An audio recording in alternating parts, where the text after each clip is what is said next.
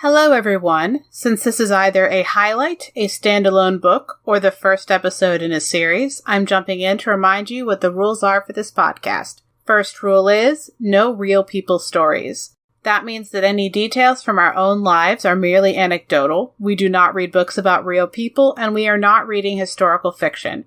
The second rule is that we are basing our analyses off of how the author treats characters and what they put them through. We are not judging the accuracy of the trauma, the accuracy of any actual conditions that may be portrayed, nor the authenticity of a character's reaction to that trauma or that particular condition. This podcast is for entertainment purposes only. The hosts are not trained professionals, and their opinions come solely from personal experience. In this episode, we discuss fictional depictions of trauma and violence that may not be suitable for all audiences. Please take care of yourselves. Specific content warnings for each episode can be found in the show notes. Events in the media are discussed in approximate order of escalation. This episode contains spoilers.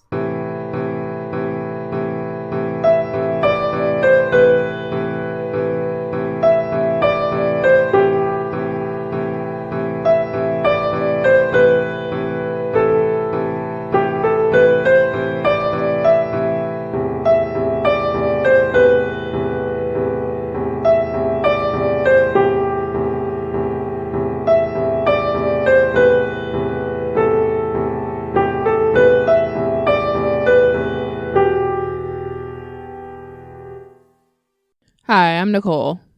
And I'm Robin. And this fortnight on Books That Burn, we're discussing Cemetery Boys by Aiden Thomas. For our factions, we have Yadriel, his father Enrique, and then Tio Catrice, and his cousin Maritza, Julian, Luca, and Rio. So for our minor character spotlight, we have Luca. We're with child abuse and physical abuse. It's like if the character were an adult, it'd just be physical abuse, but he's a kid, so it's child abuse. Where it's all the same events, same that actual we're content. Focusing on. Yeah. His age just makes it the more specific content warning. So Luca, and it's minor character spotlight, both because Luca's a minor character and also because, like, this is all backstory. But part of why I wanted to talk about it is, like, in the text, like, characters, like, can look at him and see the evidence on his body of this history. Like, when, like, he had gang tattoos on the side of his face, and when he was rescued, the part of the price of letting him leave was that the tattoos were burned off. And so, what or it at just least looks like we want to. I do want to note we don't actually know what happened, so we don't actually know if it was a price of leaving or if it was, the only way for him to visually cut ties without being associated. We don't actually have details on that. Well, no, I did think we got it as, like, that was part of the price of leaving, because there is the comment that Rio, who also had been in that same gang as a younger person, had similar scars on a different part of his body from his gang tattoos being burned off. Right, which has nothing to do with whether or not it is a price or a practical reality of leaving. We cannot say. Conditional? We literally Is can't say that. A better word than price? Like, everything the book said to me that it was a condition of leaving. Everything the book said to me said that we don't have enough details. All right. There's multiple ways that needing to scar them off would have been the reaction and the reality. There's multiple things that could have caused that, and none of them we are actually given enough details to know. But the end point is his tattoos the end point is that he did burn them off. Yeah. Yeah. Is that they were burned off, and he was in pain for weeks until they got help from someone that Yadriel, hearing the story, is pretty sure was a Bruja, but that's a guess. Because, when Luca got help, he didn't know about Brujas. So, right. But yeah, and the one thing that I thought was striking here is that Julian is the one relaying this backstory to Yadriel about Luca, and talks about how Luca was a good target for the gang because of how much he's a people pleaser. Because, like, you know, there's a different member of Julian's friend group who is the one that Yadriel, upon hearing that one of these people was formerly in a gang, he assumes it's the, like, always ready to fight, pretty brash, like, instantly up to, like, fight somebody to defend their friends. He assumes that it's that person who was in the gang. And Julian's like, nah, it was the people pleaser who just wants to fit in and was, like, a ripe target to be grabbed and coerced into this. Can I make a note about the book in general, a theme that I've noticed? Yeah. There's a pretty strong... I don't know whether or not this was intentional on the author's part, because it reads like it could have been intentional, or it could have just been the thought process that they already have in their own life. Yeah. There's a very strong theme of people need connections, and people need, like, a group and a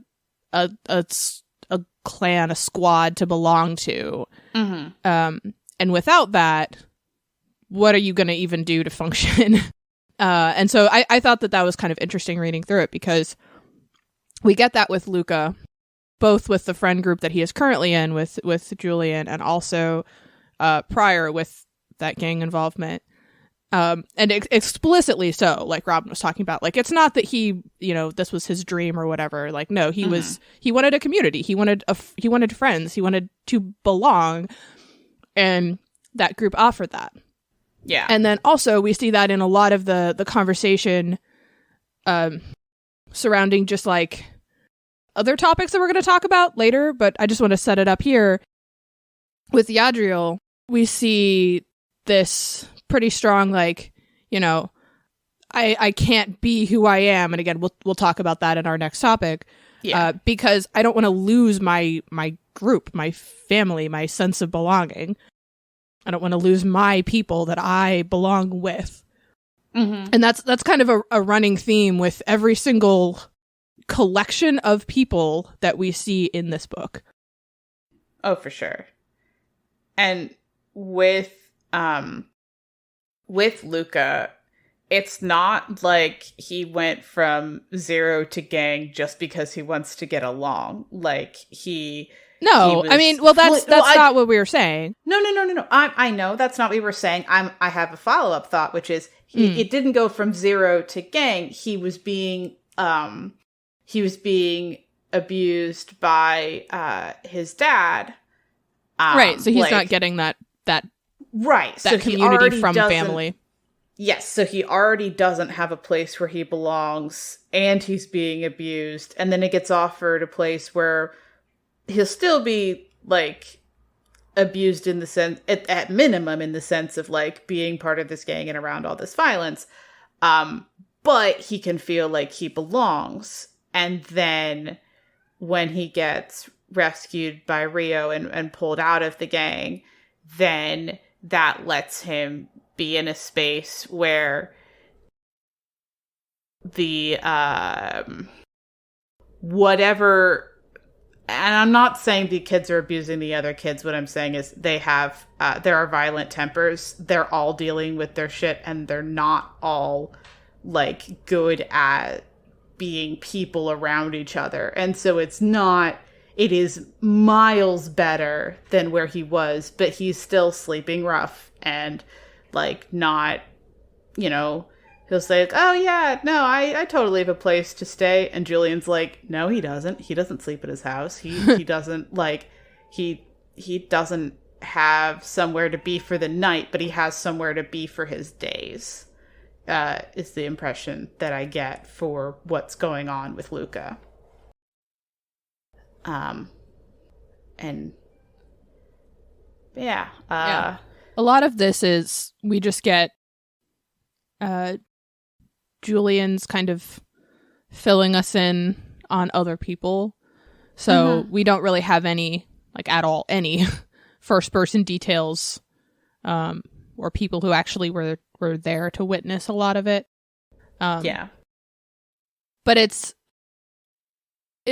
really is. That's why I wanted to mention the theme of connection and belonging in this book, because it's very easy to, and we see this all the time in a lot of other books, and this book handles it very differently. We see kind of the almost authors who stereotype for whatever reason, and this book does a really good job of calling Yadriel out on his stereotyping.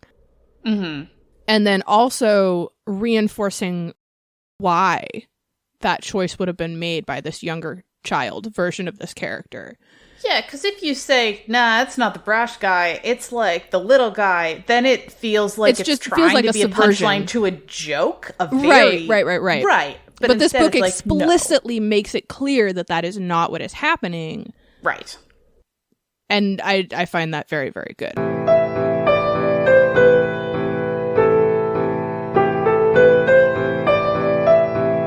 On to Yadriel and transphobia. So this one gets a little complicated in terms of the terminology. So what is happening is transphobia. Mm-hmm. As a tinge to the transphobia is that because the people being transphobic don't think of Yadriel as a guy, they are doing things and saying things that are tangled up with cis-sexist and misogynistic assumptions. So they're saying, we don't think you're a guy, and because you're not a guy, you either can't do this or must do that. Mm-hmm. And so their base assumption is transphobia, and then is transphobic, and then once they get there then is cis-sexism and misogyny. Yeah, so just want to establish that with terms.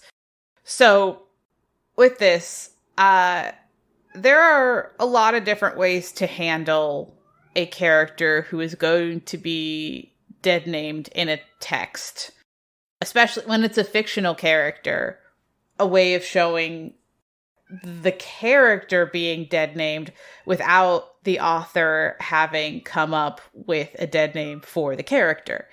And I liked how this handled it, because it preserves the emotional weight and the impact on the character of that name being used. But your character has been Alex the entire thing, and then somebody yells, "Hey, Susan!" Like, for the reader, there's no punch there. It's just like, oh, it's not the right name. Like, it doesn't convey what's happening,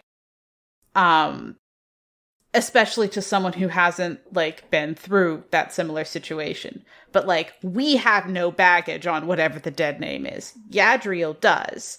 And so this preserves the effect on him and focuses on his distress when that happens, rather than, oh, they said the wrong word, which is, I think, how it could feel for someone who doesn't have feelings wrapped up in that from their own stuff. Well, and speaking as somebody who doesn't, I want to add on there that the effect of sentence happening, oh, and then they said my dead name, has a very almost jarring cutoff to the tone of the sentence when you're reading it.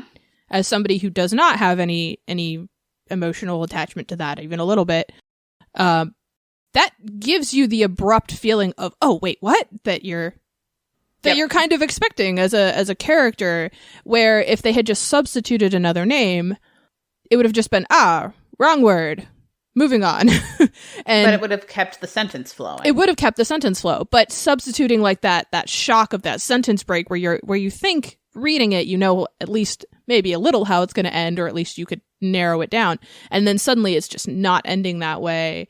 I think serves also, just from a literary standpoint, serves to give the reader that kind of abrupt change that the character is also experiencing. Yeah.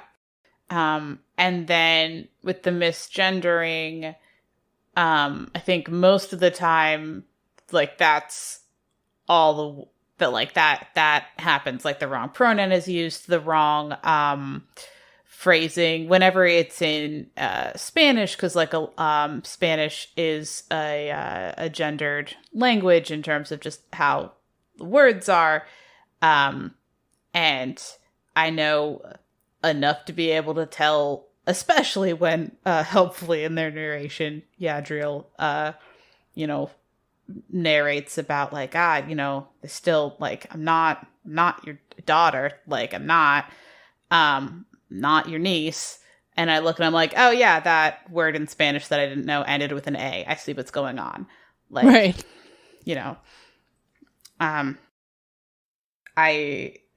I suspect, but don't know for sure, because I am not in this experience, this slice of it, that it would hit more for someone who can understand the Spanish in the text and doesn't need the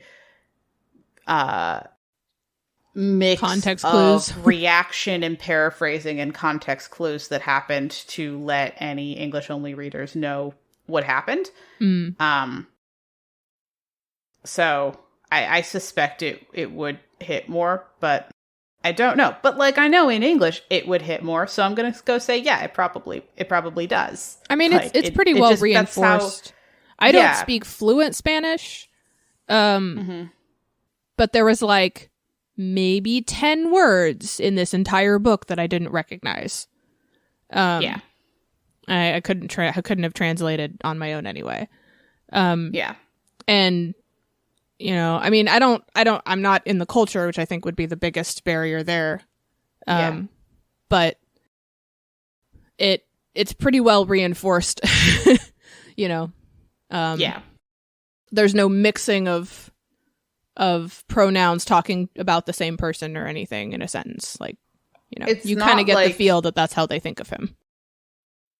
Yeah, and it's not like you could completely miss all of the misgendering if you didn't speak Spanish. It's right. not. No, it's blatantly there in both languages. Yeah. So, your mileage may vary whether, the misgendering happens a lot, is going to mean that it's the thing you want to read or one that, like, you can't read right now. And we'll get to that in the wrap-up, obviously. But I, generally speaking, having read a lot of books that do a lot of different ways of handling whether or not a trans character gets misgendered and dead named, and then if they do, how does it handle it? This seemed to work pretty well narratively, and I appreciate there not being a dead name invented solely for Yadriel to not use it, if that makes sense. Though this does have a kind of cool thing. I've thought about how this is a cool thing, and then also a thought about how even if they didn't do this, it wouldn't matter. It would just be a different kind of story. So this is a slight spoiler from here on. So the big thing that's happening is, well, on this topic, is that Yadriel is like, I'm a guy, because the magic is pretty split into, like, girls have this kind of power, guys have this kind of power, and he already knows from attempting when he was a kid that he can't heal. He doesn't have the girl version of the power. And everyone in the family is like, well, that must mean you have no powers. Which has been an ongoing concern for the community. That slowly more and more people are losing the power or have a very diluted version of the power, or, consistently. Yeah. So this is not like, uh-oh, you're the only one without a power. This is like, of course, another. I mean, they're totally willing to accept that explanation. The second one currently in the family who doesn't have a power, if they're right about what's going on. Right. And so then, early in the book, he goes through the ceremony to activate the powers. It's a coming of age / activation thing. And so he doesn't get the coming of age bit from his family because of the transphobia. but he does the magic activation bit on his own, and it works. And the Brujo powers work. And he has them, and his portage is, like, working, and it's not just a knife, it is a portage now. So, like, this is great. And that's a version of, like, his identity being, like, magically validated, like, by the Lady of Death. But I would like to emphasize that if he hadn't gotten the guy version of the power, that would just be a different shape of the narrative. That would be a even the gods can be wrong story. Right. Rather than a the gods know and affirm and hopefully maybe the other people will come around story, which is what this is. But I want to make it clear that, like, it's just a different story if the magic didn't validate his identity, because he doesn't need it to in order for him to be right. It's just different. But in a story about, like, with themes of community and belonging and who are your people, it is for him very important that it did work and he did get that validation. So, yeah, I like how that was handled. Mm-hmm.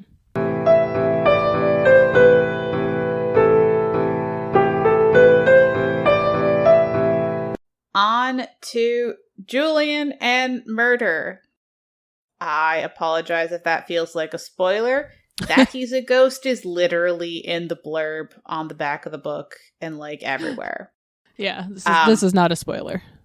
But us being able to actually discuss this topic at all is major plot spoilers, including end of book spoilers. Please proceed with caution, knowing that we're gonna spoil stuff, potentially including twists. Mm-hmm. Not all of them, but, like, we might hit on something that is a twist from your perspective. So please proceed with caution. Gonna talk about the murder. Okay. With that. Okay. So,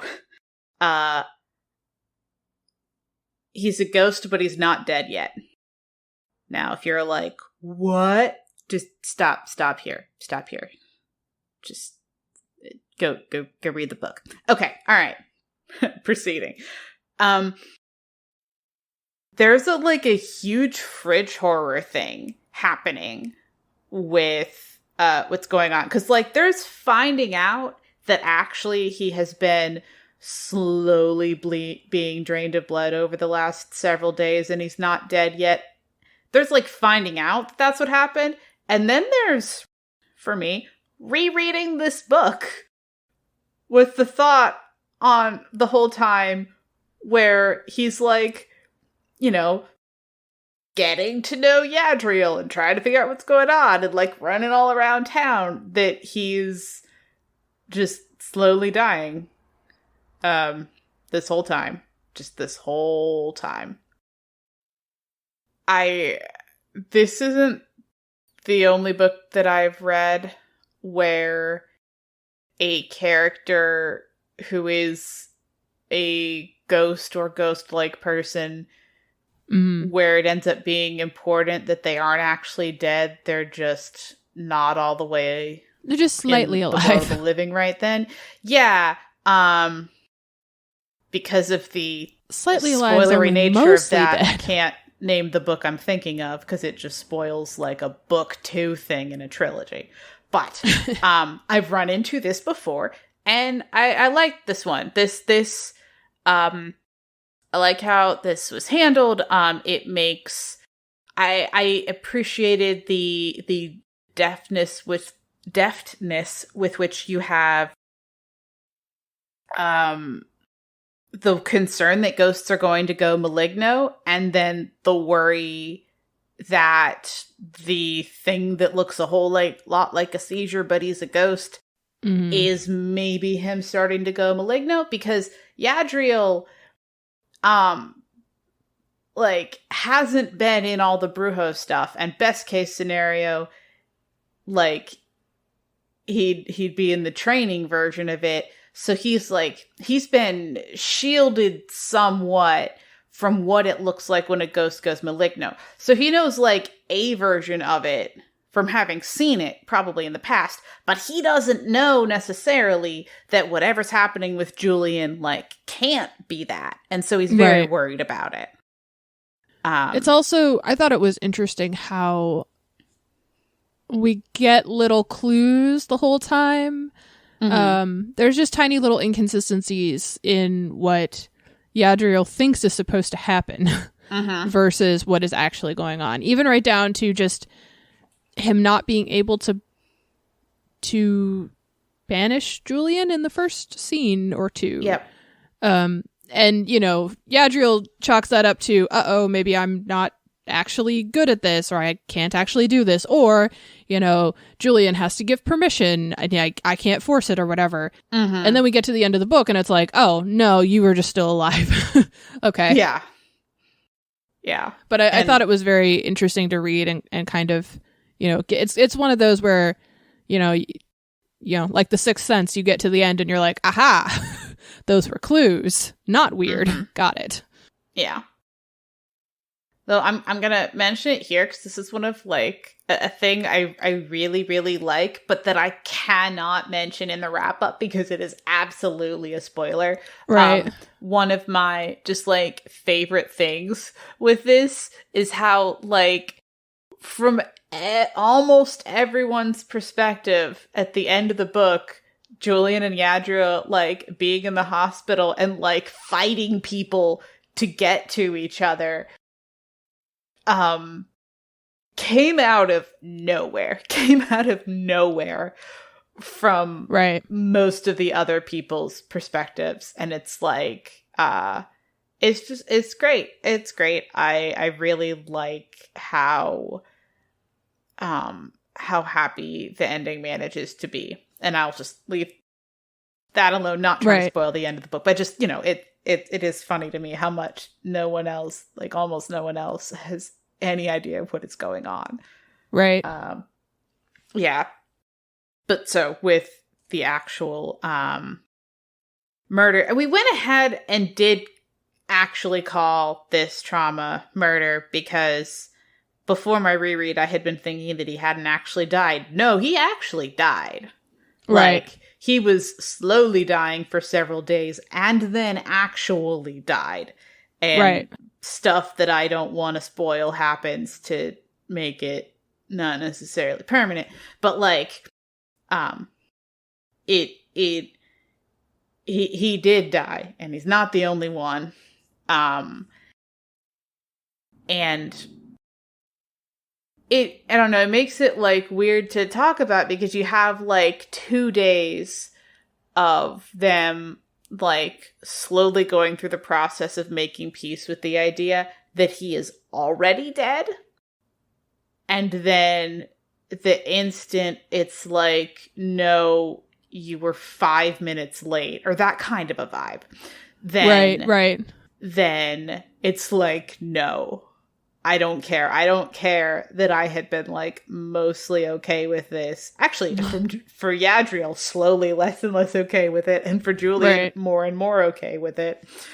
For the last few days, it's no, I'm not okay with this anymore.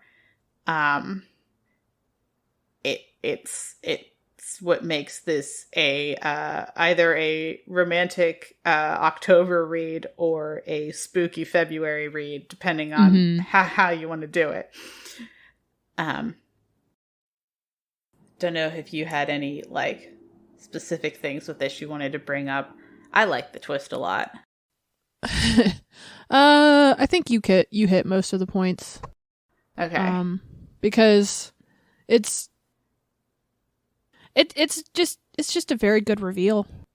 And I like, actually, you mentioned the switch of one of them, the victim getting more and more okay with dying, and the attempted rescuer getting less and less okay with it. I thought that was interesting. Yeah.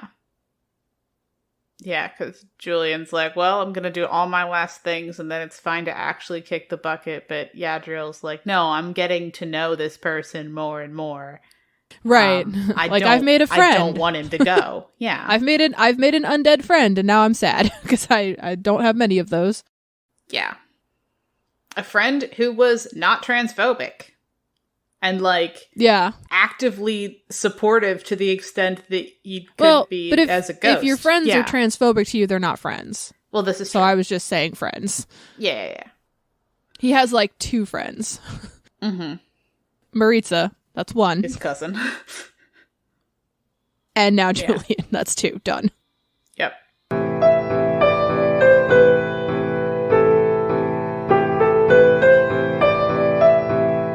This month, we'd like to welcome our new supporter on Patreon, Jen Kilmer, as well as our awesome patron, Case Aiken, who receives a monthly shout-out. Thank you so much for supporting the show, and if you would like to join Jen and Case in keeping the show going, you can check us out on patreon.com/booksthatburn. Hey, all you amazing sentient beings. This is Case Aiken from Certain POV, and outside of podcasting, I work with a group that does Star Trek fan films called Starship Farragut. For 15 years, we've been doing material inspired by the original Star Trek series, but now we're moving on to the movie era with our latest production, Farragut Forward. And that means new sets, new props, and we're gonna have to make those monster maroon uniforms. So we have a crowdfunder running right now. Backers can get access to our soundtracks, have their names show up on screen as part of a duty roster, or even get a walk-on role. Our hope is that this is just the beginning, and that the assets we create with the money we raise will go towards future productions, including possibly a sequel that may just be written by a certain scruffy, nerf-hurting Man of Steel who'll take another pass at it. Wink, wink. To back the production, go to Indiegogo and look up Farragut Forward, or find us on Twitter at Farragut1921. And hey, while you're at it, check out the 3-minute prologue we put together to show what we can do.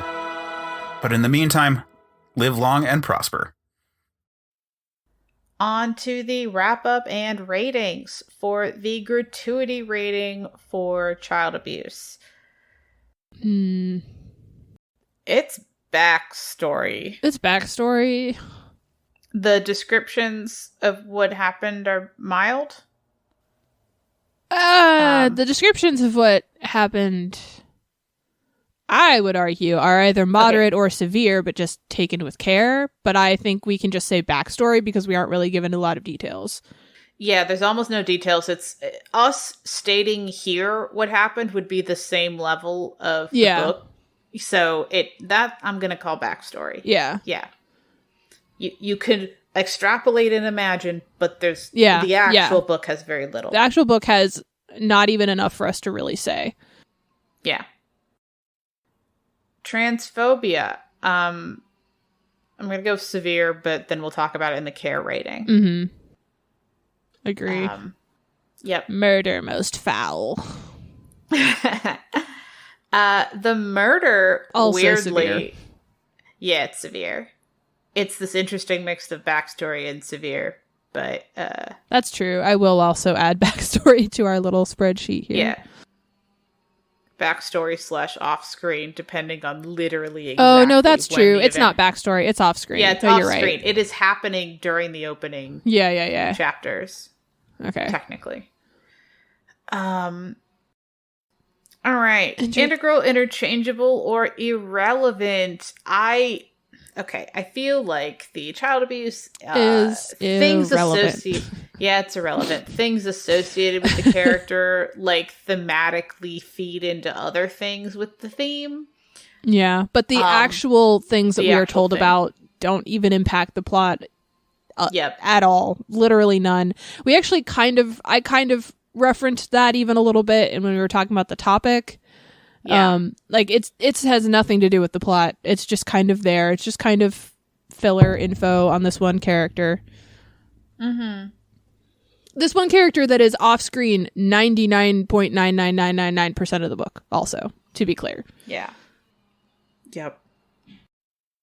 Transphobia is interchangeable? Yeah. Integral, interchangeable. I'm trying to decide how much. Okay, so I think the character being trans is integral. I think the transphobia is interchangeable, because if this had been a "you're too young" plot, it would have functioned nearly identically. Okay, that was what I was trying to figure out, was could you substitute? Yeah, the substitution is you're only 14. You're not old enough for your census or whatever. Right. You're not old enough. You were injured recently and can't hold up to it. You, et cetera, et cetera, et cetera. Anything like that. Yeah. Yeah. The murder happened, and I think it does. We just have to wait because we don't want a XYZ problem. Like, yeah. Okay, absolutely. Murder is integral. Yes. Oh yeah. Yeah. Well, yeah. No, yeah. Yeah. Yes. It could have been somebody else, but the actual trauma needed to be this. Yeah.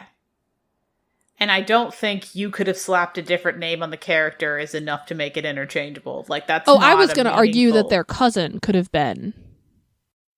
But that's still murder. That's still integral. Yeah, that's still that a murder needed to happen. Yeah. Like, it's a kids do things with ghost book. Like, you need a ghost. Yeah. And for other plot things, you need a recent ghost. So, like, yeah, no, it's the murder is integral. Was it treated with care? The child abuse, I'm gonna go with I think you have the minimum necessary detail to convey what's going on, what happened. Like, it's backstory, like, just a whole lot of things add up to that being, I think, treated with care.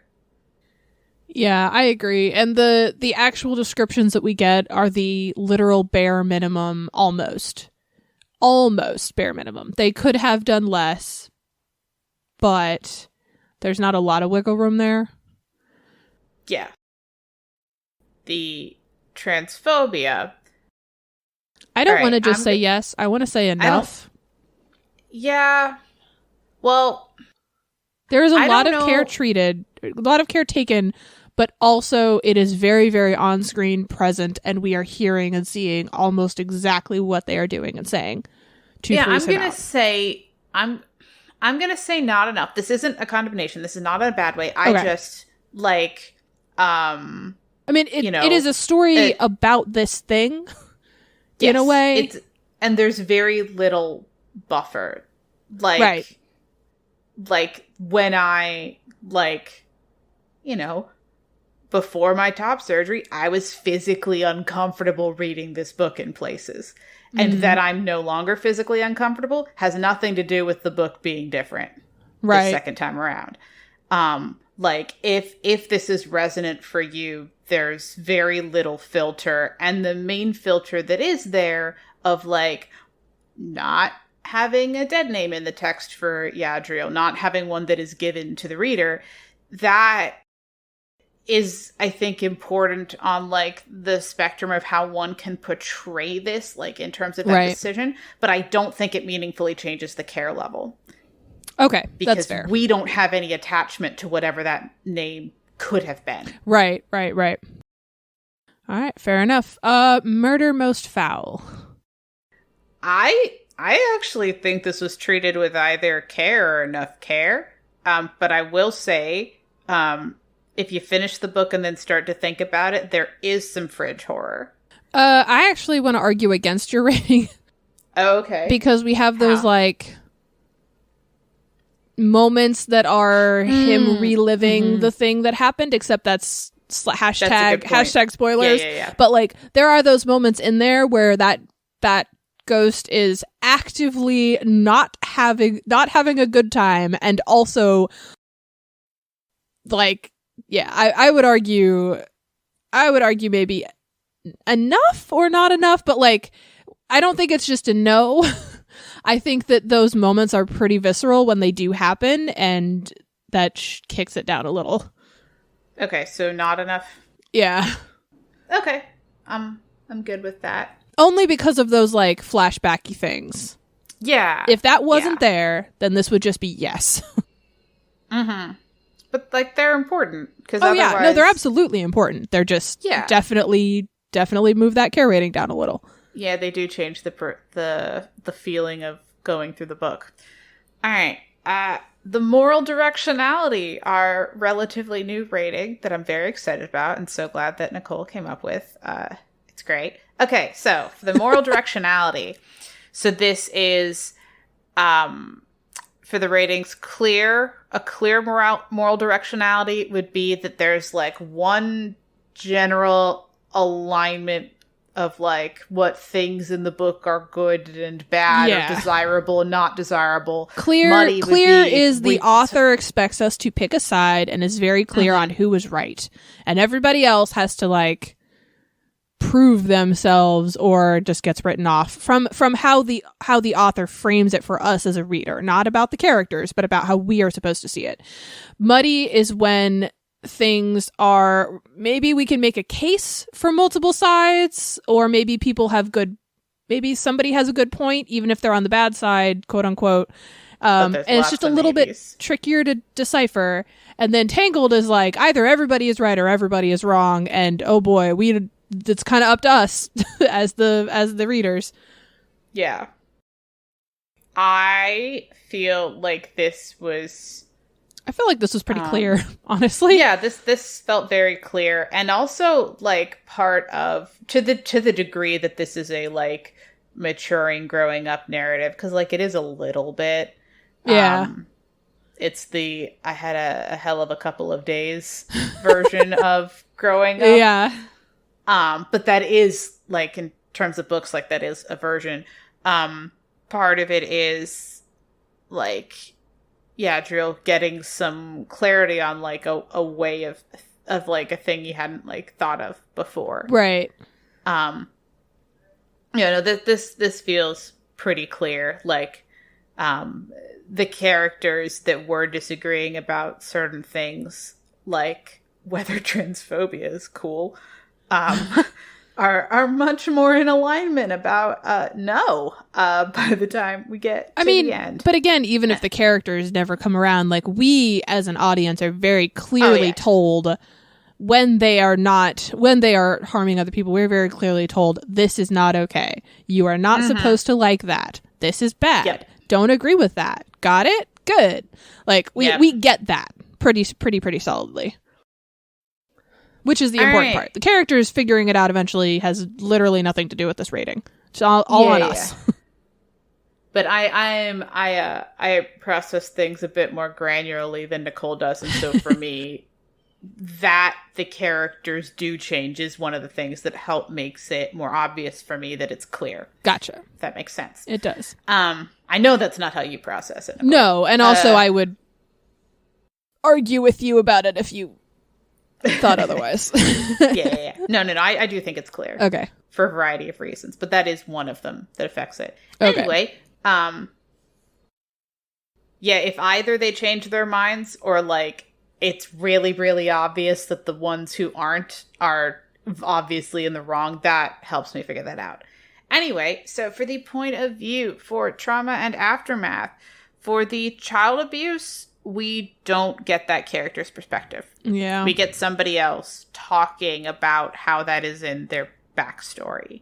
Yeah. And like you said in the main topic, it's consistent with how they behave, but technically we never like hear from them. That's an explanation for what is obvious at this time.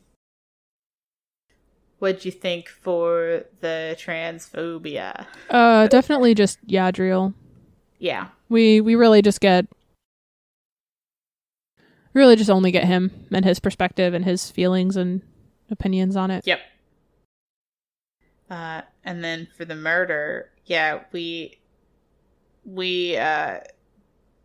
get the murdered person discussing it, which is slightly less common in books. Yeah. That's a little bit unusual, actually.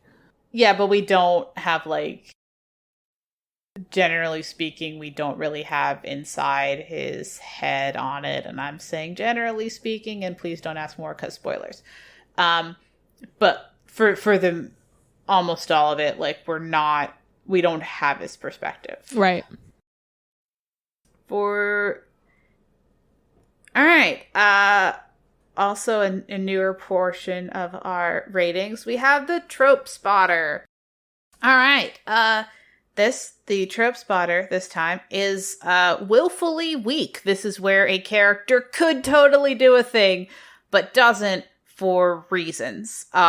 Whether the book supports those reasons is irrelevant. That the character is deciding not to do the thing, but isn't technically being stopped from doing it, fits into this trope. And so in this case, Maritza has healing magic, but it's powered by blood, and she is vegan, and so she doesn't use her magic. And some of the tension in the narrative is around where that places her on the spectrum of literally can't do magic versus totally can and completely is accepted by the community, because it places her at a different spot than Yadriel. Yeah. What is your favorite non-traumatic thing about the book? Oh boy. I'm a big fan of Yadriel's commitment to making a practical tool instead of a ceremonial one. That's just who I am as a person. I find things that are not practical and merely decorative, but that you are using and pretending that they're practical, to be kind of frustrating. So I appreciate that Yadriel makes a choice that I would also have made in that situation. Okay, my favorite one is so there's the moment where they're in the costume shop, and Julian's like, you need a costume for the bonfire, and Yadriel like starts going off on this like muttered rant about how he's not going to have a costume that looks like one of the sugar skulls because of cultural appropriation. I'm like, good for you, Yadriel. This is great. Thank you. Glad this in here. It's just like this brief little thing, but it feels very natural in the moment. And also like I like both that the topic is in here given what else is in the story. Right. And then also in a more general sense, the like, Yadriel has like 10, 20, 30 minutes he could talk about this thing. And we get like that impression without having the book grind to a halt for a very, very long diatribe / Twitter thread about this thing. Yeah, that's cool. Yeah, I liked how smoothly it fits and what it is and what it is implying in terms of how much he could have talked about it. So I liked that moment. Yeah, so that will do it for Cemetery Boys. I like this one. I mean, generally speaking, we mostly discuss books we like, occasionally not. This is definitely in the I liked this column. Right. I mean, we do talk about books that we either one or both of us is just uncomfortable with. That happens too. Oh yeah. But no, I like this one. So let us know if you did. Find us on the things. And we will catch you in a fortnight.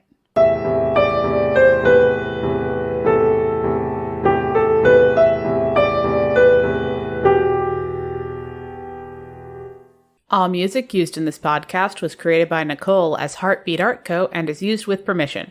Our transcriptionist is Heather. Follow her on Twitter at MamaDragon20. We're proud members of the Certain Point of View Network. Find all the CPOV shows at www.certainpov.com. You can contact us on Twitter at BooksThatBurn or by email at booksthatburn@yahoo.com. Please consider leaving us a tip at ko-fi.com/booksthatburn or becoming a monthly supporter on patreon.com/booksthatburn. All patrons get access to our upcoming book list, bonus content, including the second half of all interviews, and will receive a one-time shout-out. To get updates on our written reviews, recent episodes, and newly completed transcripts, subscribe to our fortnightly newsletter at buttondown.email/booksthatburn. You can find us on Apple Podcasts, Pandora, Spotify, or wherever you get your podcasts. Please leave us a review wherever you're listening. This helps people to find the show. Thanks for listening. We'll be back in 2 weeks.